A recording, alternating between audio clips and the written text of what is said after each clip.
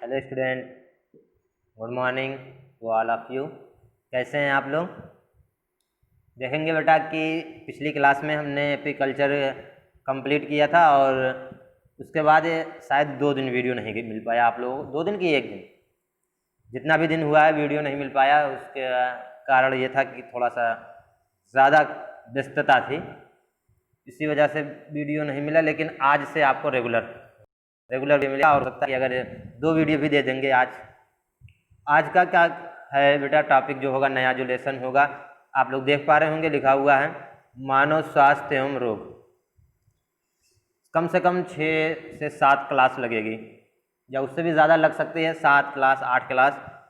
तो इतने क्लास में हम ये चैप्टर जो होगा वो कवर कर लेंगे। और इस चैप्टर से आपके एग्ज़ाम में अगर हम बात करें तो लगभग 3 नंबर का क्वेश्चन, 3 नंबर नॉर्मली अगर बात करें तो 3 नंबर का क्वेश्चन, और अगर कभी कभी 2 क्वेश्चन बन जाते हैं तो 5 नंबर के क्वेश्चन आते हैं इस पूरे चैप्टर से। मतलब एक चैप्टर मानव स्वास्थ्य आएगा, मतलब इस यूनिट से लगभग 5 से 7 नंबर बन सकते हैं।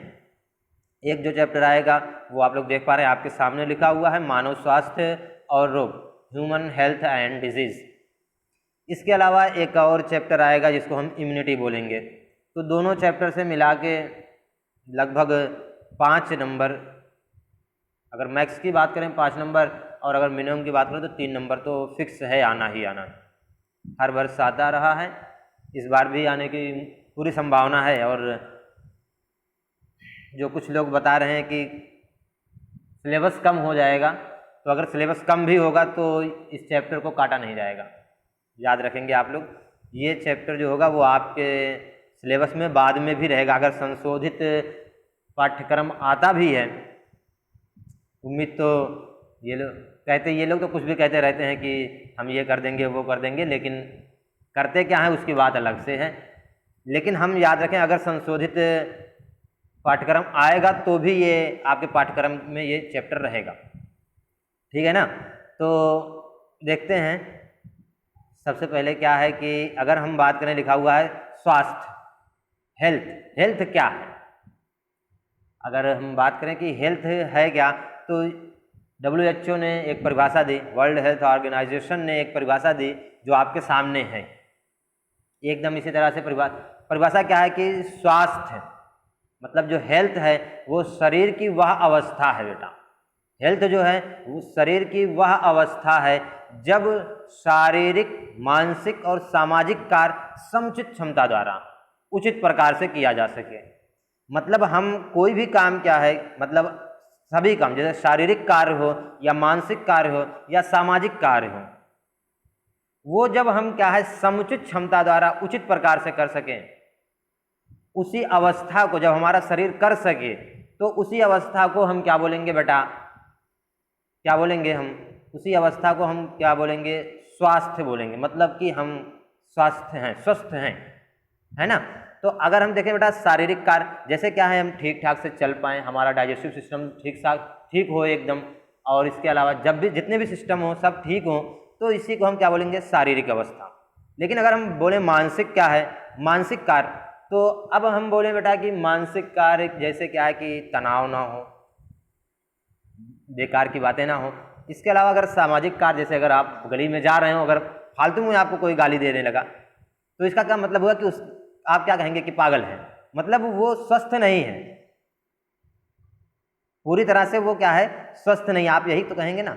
अगर कोई फालतू में आपको कुछ भी बोलने लगे अगर गली में जा रहे हैं, तो इसका अर्थ क्या हुआ कि वो स्वस्थ नहीं है। तो जब हमारा शारीरिक, मानसिक और सामाजिक कार्य हम क्या है कि समुचित क्षमता द्वारा ठीक प्रकार से, उचित प्रकार से कर सकें, तो इसी अवस्था को हम क्या बोलते हैं बेटा, हेल्थ बोलते हैं या स्वास्थ्य बोलते हैं। इसी अवस्था को क्या बोलते हैं, स्वास्थ्य बोलते हैं, ठीक है ना। तो ये परिभाषा तो है, आप लोग रट लेंगे, एग्जाम में ये सब परिभाषा तो नहीं पूछी जाएगी, लेकिन आप लोग ध्यान से याद रखेंगे। आगे क्या है बेटा, इसके बाद बात आती है क्या, रोग को इंग्लिश में क्या कहते हैं, डिजीज। क्या बोलते हैं बेटा, डिजीज बोलते हैं। इंग्लिश में क्या बोलते हैं, डिजीज बोलते हैं। और ये शब्द जो है वो ओल्ड फ्रेंच से निकला है, ओल्ड फ्रेंच। और कौन सी ओल्ड फ्रेंच के किस शब्द से, तो डिसेज से। डिसीज शब्द जो है वो डिसीज से निकला हुआ है, या हम देखेंगे लिखा हुआ है आप लोग ओल्ड फ्रेंच, पुरानी फ्रेंच से निकला हुआ है, और इसका दो शब्द है डिस और एज। डिस का मतलब होता है बेटा लाइक, और एज का मतलब आराम, मतलब कि आराम या आसानी में जब कमी आ जाए, मतलब जब हमारे शरीर को क्या हो, आराम ना हो, या हमारी जो आसानियां हैं, हम ठीक से बोल ना पाएँ, या हम ठीक से चल ना पाएँ, या सोचने की क्षमता कम होने लगे, मतलब किसी भी चीज़ में क्या हो, आसानी कम हो जाए, तो उसी अवस्था को हम क्या बोलते हैं बेटा, रोग बोलते हैं। लिखा हुआ है कि आप लोग देख पा रहे होंगे, क्या लिखा हुआ है, जब शरीर की संरचनात्मक और क्रियात्मक संरचना में कोई विकार या गड़बड़ी उत्पन्न हो जाए तो इसी अवस्था को क्या बोलते हैं बेटा, रोग बोलते हैं। क्या बोलते हैं, रोग बोलते हैं। रोग क्या हुआ कि जब हमारे शरीर की संरचनात्मक और क्रियात्मक संरचना में कोई विकार उत्पन्न हो जाए तो उसी को हम रोग या व्याधि बोलते हैं। क्या बोलते हैं बेटा, व्याधि, रोग या व्याधि या डिजीज बोलते हैं। आगे हम देखेंगे बेटा कि जो WHO ने क्या है कि हर वर्ष क्या किया कि रोग के प्रति सजग रहने के लिए, या हम कहेंगे स्वास्थ्य के प्रति सजग रहने के लिए हर वर्ष क्या है 7 अप्रैल को क्या मनाता है, या WHO के द्वारा क्या ये निर्धारित किया गया कि हर वर्ष 7 अप्रैल को क्या मनाया जाएगा, विश्व स्वास्थ्य दिवस के रूप में मनाया जाएगा। ये क्वेश्चन आ चुका है बेटा, बोर्ड में आया क्वेश्चन है कि विश्व स्वास्थ्य दिवस कब मनाया जाता है, किस तारीख को मनाया जाता है, तो 7 अप्रैल को मनाया जाता है। बोर्ड में आया क्वेश्चन है, आपके ऑब्जेक्टिव क्वेश्चन थे, 2 साल पहले आए थे, 2 साल पहले क्वेश्चन ये आया हुआ है कि विश्व स्वास्थ्य दिवस कब मनाया जाता है। तो आप लोग याद रखेंगे कि 7 अप्रैल को विश्व स्वास्थ्य दिवस मनाया जाता है। ठीक है, इसके बाद हम देखें लिखा हुआ है होम्योस्टैटिक्स, याद रखेंगे ये परिभाषा भी आई हुई है। होम्योस्टैटिक्स क्या बताएंगे बेटा कि जब हम अपने क्या है कि जो हमारा शरीर है उसमें क्या है अस्थाई दशा बनी रहे, अस्थाई दशा या संतुलित अवस्था बनी रहे, उसी संतुलित अवस्था ही को हम क्या बोल सकते हैं, होम्योस्टेसिस कह सकते हैं। शरीर के बाह्य वातावरण एवं आंतरिक वातावरण को संतुलित एवं अस्थाई दशा में बनाए रखने की जो शरीर की अपूर्वभूत क्षमता है वही क्या है बेटा, होम्योस्टेसिस कहलाएगी। अगर होम्योस्टेसिस बनी रहेगी तो हम स्वस्थ रहेंगे, समस्थैतिकता स्थापित रहेगी हमारे शरीर में तो हम कह सकते हैं कि हम स्वस्थ हैं। जब समस्थैतिकता होम्योस्टेसिस बिगड़ेगी, मतलब संतुलन बिगड़ेगा, तो वही कंडीशन क्या कहलाएगी, रोगीली अवस्था या रोगग्रस्त अवस्था कहलाएगी। क्लियर है? तो इस तरह से हमने 3 हेड देख लिए हैं। अगली जो हेडिंग आ रही है बेटा आप लोग देख पा रहे होंगे, क्या लिखा हुआ है, रोग के कारण, मतलब हम रोगी होते ही क्यों हैं, क्या वजह है कि हमको रोग आते हैं, क्या कारण है कि कोई भी व्यक्ति जो है वो रोगग्रस्त होता है। तो उसमें से 5-6 कारण हैं जिसको हम एक एक कर गिनेंगे, पढ़ लेंगे बेटा कि कौन कौन से ऐसे कारण हैं जिनको अगर हटा दिया जाए तो क्या होगा कि हम रोगग्रस्त ही ना होंगे, लेकिन ऐसा संभव नहीं कि उनको हटा दिया जाए, है ना।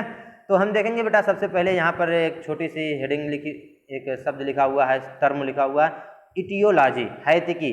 तो रोगों के कारण के विज्ञान को, रोगों के कारण के विज्ञान को ही हम क्या कहते हैं, हैतिकी कहते हैं। क्या कहते हैं बेटा, हैतिकी। मतलब कि किसका अध्ययन, रोगों के कारणों का अध्ययन करना ही क्या कहलाएगा, रोगों के कारणों का अध्ययन करना ही क्या कहलाएगा, हैतिकी कहलाएगा। या हम सीधी भाषा में बोलें क्या है कि विज्ञान या जीव विज्ञान की वह शाखा जिसके अंतर्गत हम रोगों के कारणों का अध्ययन करते हैं, रोगों के कारणों का अध्ययन करते हैं, क्या कहलाती है, इटियोलॉजी। क्या कहलाती है बेटा, इटियोलॉजी कहलाती है। क्या कहलाएगी, इटियोलॉजी कहलाती है। क्लियर है ना। अब देखेंगे बेटा लिखा हुआ है कि मानव में अनेक रोगों के प्रमुख कारण निम्न हैं। तो पहला जो कारण है बेटा, रोग उत्पादक जीव।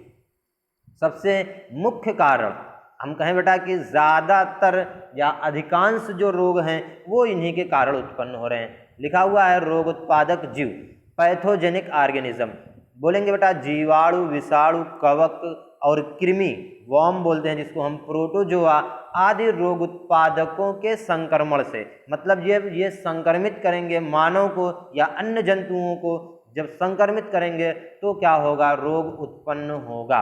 तो पहला कारण क्या हुआ कि जीवाणु, विषाणु, कवक, प्रोटोजोआ आदि जो हैं वो क्या करते हैं बेटा कि मनुष्य में रोग उत्पन्न करते हैं, संक्रमण करके रोग उत्पन्न करते हैं। और ऐसे सभी रोग जो हैं वो क्या कहलाते हैं, इन्फेक्शियस डिजीजेस कहलाते हैं, संक्रामक रोग कहलाते हैं। मतलब वे सब रोग जो किससे उत्पन्न हो रहे हैं, जीवाणु से, विषाणु से, कृमि से, तो वे सब क्या है बेटा, इन्फेक्शियस डिजीज या संक्रामक रोग कहलाते हैं। ध्यान से सुने, क्या है बेटा कि जो जीवाणु, विषाणु और कवक है, जीवाणु और विषाणु की बात करें तो वो क्या है कि इनका एक ही लक्ष्य है।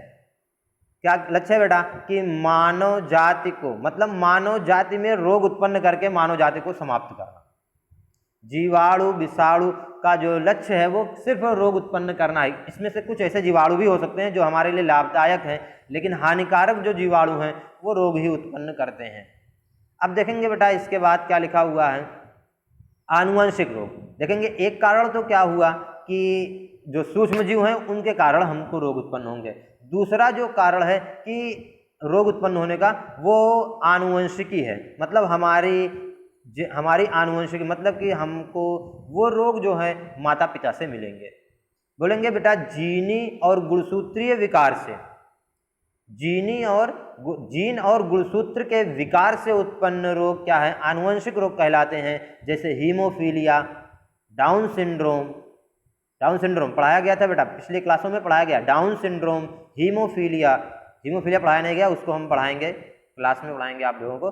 तो डाउन सिंड्रोम है, हीमोफीलिया है, या टर्नर सिंड्रोम है, क्लाइफेंटर सिंड्रोम है, एडवर्ड सिंड्रोम है, ये सब किसके कैसे रोग हैं बेटा, तो बताएंगे आनुवंशिक रोग हैं। तो दो कारण हमने पढ़ लिया रोग उत्पन्न होने का, सबसे पहला जो रोग उत्पादक और दूसरा क्या है बेटा आनुवंशिकी। तीसरा देखें बेटा वातावरणीय कारण। बोलेंगे बेटा कि बहुत सी वातावरणीय दशाएं जो हैं वो रोग उत्पादन का कार्य करती हैं। अब जैसे क्या है बेटा कि लगातार क्या है कि वायुमंडल में तापमान का वृद्धि, ये भी क्या है रोग उत्पन्न होने का कारण है। अब इसके अलावा हम जैसे देख सकते हैं बेटा कि ओजोन लेयर का क्षरण होना, मतलब जो ओजोन लेयर है जो स्ट्रेटोस्फीयर में है, स्ट्रेटोस्फीयर में जो ओजोन लेयर है, ओजोन की एक लेयर है स्ट्रेटोस्फीयर में, उससे क्या है कि उसमें जो छिद्र बन रहे हैं या उससे जो डिप्लीशन जो उसका हो रहा है उससे पराबैंगनी किरणें आ रही हैं, और वो भी क्या कर रही हैं कि हमारे शरीर में चर्म रोग उत्पन्न कर रही हैं, कैंसर रोग उत्पन्न कर रही हैं। इसके अलावा क्या है वातावरणीय प्रदूषण से भी बहुत से रोग उत्पन्न हो रहे हैं। तो हम बताएंगे बेटा वातावरणीय दशाएं भी क्या है मनुष्यों में रोग उत्पादन का कार्य करती हैं। ठीक है, इसके अलावा क्या है बेटा भोजन आहार संबंधी। बताएंगे बेटा कि भोजन में जब पोषक तत्वों की लगातार कमी होगी, यहाँ पर आप लोग बढ़ा लेंगे लगातार, यहाँ पर बढ़ा लेंगे आप लोग लगातार कमी, पोषक तत्वों की या विशेष पोषक तत्वों की लगातार कमी होगी तो मनुष्यों में अनेक रोग उत्पन्न होंगे। जैसे हमने पढ़ लिया था बेटा कक्षा 11 में पढ़ा है मैरेस्मस और क्वाशियरकर, ये किसके कमी के कारण, तो प्रोटीन की कमी के कारण उत्पन्न होने वाले रोग हैं।